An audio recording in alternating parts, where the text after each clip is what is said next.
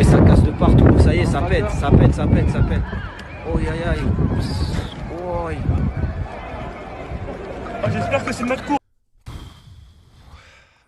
Bonjour à tous les amis, j'espère que vous allez bien, sûrement aussi bien que moi. Comme on peut le voir sur cet extrait de vidéo qui s'est passé 15 minutes après la fin de la rencontre hier, c'est tendu, ça devient extrêmement tendu. Si j'ai un message à faire passer aux supporters, s'il vous plaît, je sais que c'est compliqué, mais n'en arrivons pas là. La violence ne résout rien, elle n'a jamais rien résolu. C'est assez compliqué pour notre club actuellement.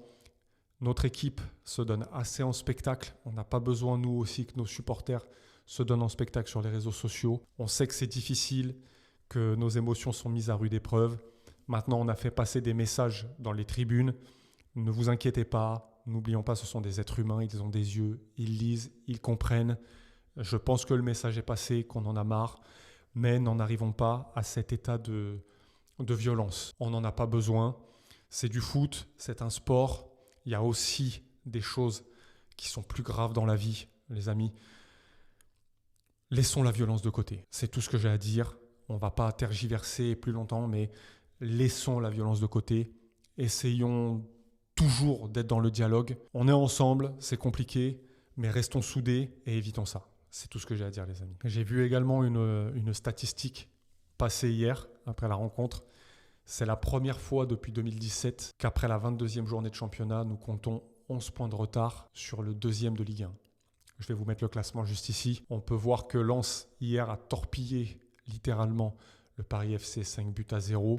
Lens en roue libre, ils font une saison exceptionnelle, rien à dire. Le Paris Saint-Germain a perdu 3-1 contre Rennes. Et nous, on a la chance, je l'ai déjà dit, nos concurrents directs ne tiennent pas la route. Lille a été tenu en échec, un but partout. Et ça, heureusement pour nous, comme vous pouvez le voir au niveau des points, on s'en sort bien.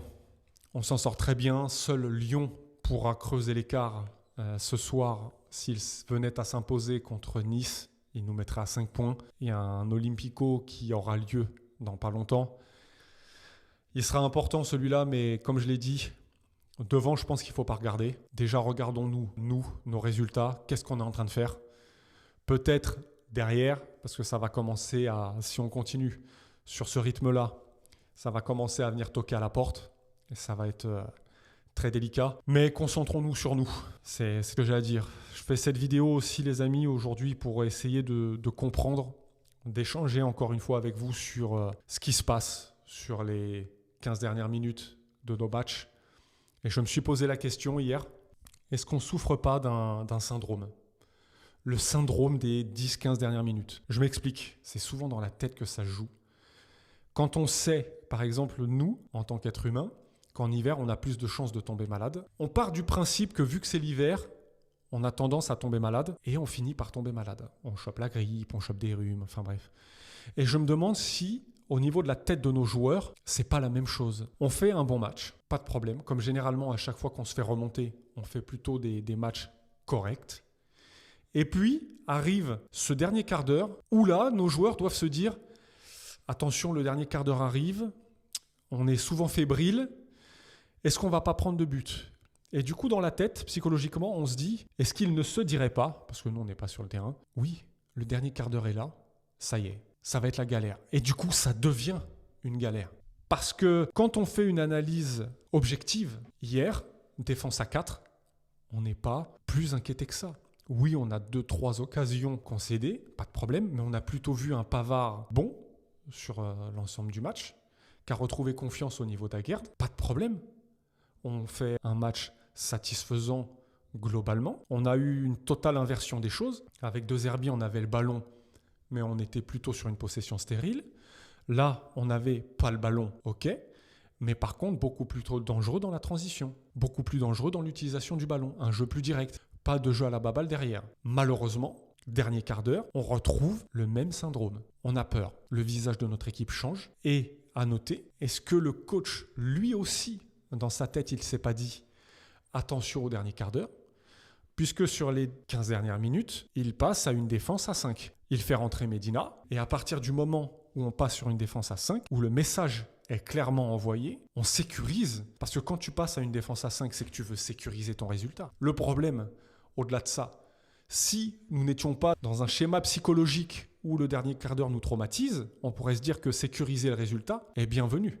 Ok. Le problème, c'est qu'on n'est pas dans ce schéma-là. Actuellement, nos derniers quarts d'heure nous posent problème. On le sent au niveau des joueurs et là, on le sent au niveau de l'entraîneur. Il sait que ça pose problème et le message qu'il envoie, c'est « Ok, ça pose problème, on va tenter de sécuriser. » Le souci, c'est qu'on ne sécurise pas. On se fragilise mentalement, psychologiquement, et puis on va se mettre à subir. Et c'est exactement ce qui s'est passé une fois que la défense à 5 a été mise en place. On a commencé à concéder des occasions. On a Rouli qui nous fait 2 grosses parades sur sa ligne, et puis on finit par craquer. On prend le premier but, et à partir de ce moment-là, je ne souhaitais absolument pas qu'on prenne le second, mais ne nous mentons pas, on le sentait arriver. Quand tu vois comment ça se passe, quand tu sens que mentalement ça ne va pas, on le sent chez les joueurs, ce dernier quart d'heure, il est craint. Et l'entraîneur, le problème à Bardonado, c'est que tu as confirmé cette crainte à tes joueurs en passant avec ton système à 5 défenseurs. Alors qu'à 4, c'était plutôt bon ce qu'on voyait. On voyait de bonnes choses, on voyait une défense assez solide, on voyait des automatismes, on voyait des joueurs qui avaient retrouvé une certaine confiance. Encore une fois, Pavard, ça faisait un moment que je ne l'avais pas vu faire une aussi bonne prestation. Alors, c'est pas Sergio Ramos, c'est pas qui vous voulez, pas de problème. Mais on sentait un joueur assez serein. Aguerd doit jouer beaucoup, je pense, dans cette sérénité au niveau de sa défense. Parce qu'Aguerd est un excellent défenseur. Mais à partir du moment où tu fais rentrer Medina et que tu passes à 5, pour moi, tu envoies un message à ton équipe. Tu fais ressentir cette crainte de ce dernier quart d'heure. Encore une fois, on l'a subi. Alors, maintenant, ce n'est pas une excuse. Que tu craignes ce dernier quart d'heure, pas de problème. Mais tu mènes 2-0. Tu n'es pas à 0-0 ou 1-0... où c'est compliqué, où tu mènes 2-0. Ça reste quand même anormal de te mettre le feu tout seul et de prendre 2 buts dans ces 10 dernières minutes. C'est anormal. Même si on a un syndrome du dernier quart d'heure, où on a peur, où on le sent, le coach a peur, l'équipe a peur, on commence à trembler des jambes, on n'arrive plus à s'en sortir, c'est compliqué, on le sent. Mais qu'est-ce qu'il vous faut au final? Est-ce qu'il vous faut mener 4-0 pour gagner un match ou comment est-ce que ça se passe? Mais dites-le nous les gars, parce que vous mettez tous les ingrédients pour faire en sorte qu'on arrive à remporter un match et puis au final, vous détruisez tout. Syndrome, pas syndrome, je sais pas. Mais ça ne reste pas un justificatif à vos performances, quoi qu'il arrive. C'est un problème soulevé peut-être. Maintenant, il faut apporter des solutions. Et ces solutions-là, nous, on est des supporters, on ne peut pas vous les donner les gars. On ne peut pas vous les apporter. C'est à vous, et surtout, prochain entraîneur, c'est à lui de trouver les solutions, c'est à lui de trouver les discours, c'est à lui de trouver les mots, MOTS, aux joueurs, pour faire en sorte qu'on tienne ces résultats. Pourquoi ça flanche? Ça doit être dans la tête.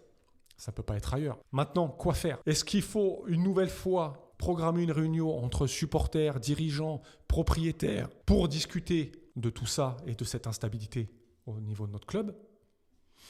Je ne sais pas, peut-être.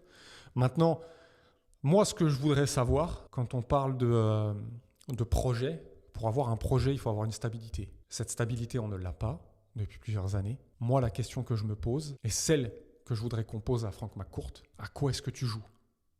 Est-ce qu'on a la même définition du mot stabilité? Je ne sais pas, mais en tout cas, au vu de ce qu'on voit, je ne pense pas.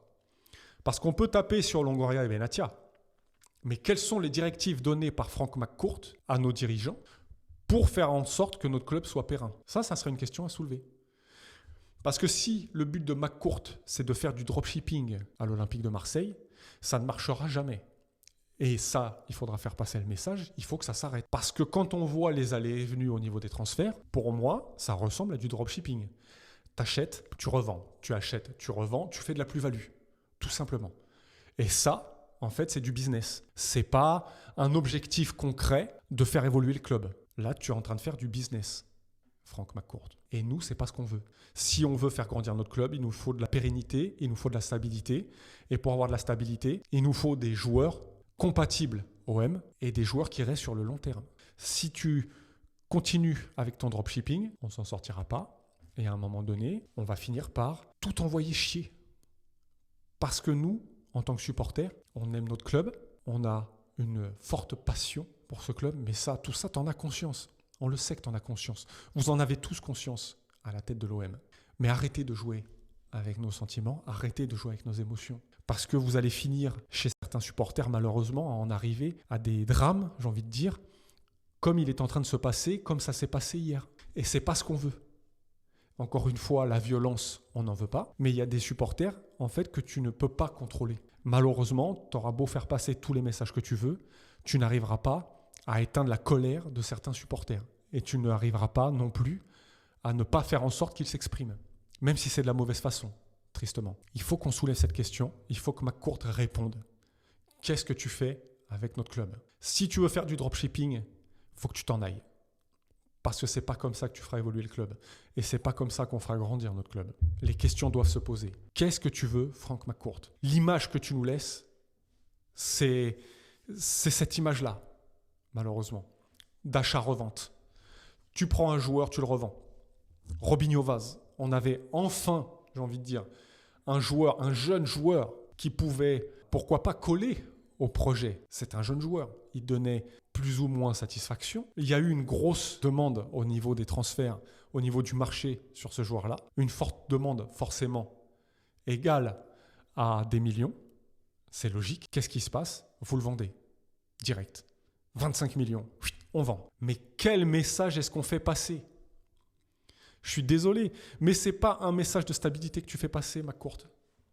Et ça, il va falloir que tu répondes de tes actes, de ton projet là. Il faut que tu nous expliques ce que tu es en train de faire. Sinon, on ne va pas s'en sortir. Encore une fois, vous ne pouvez pas continuer de jouer avec les émotions, les sentiments et la passion des supporters.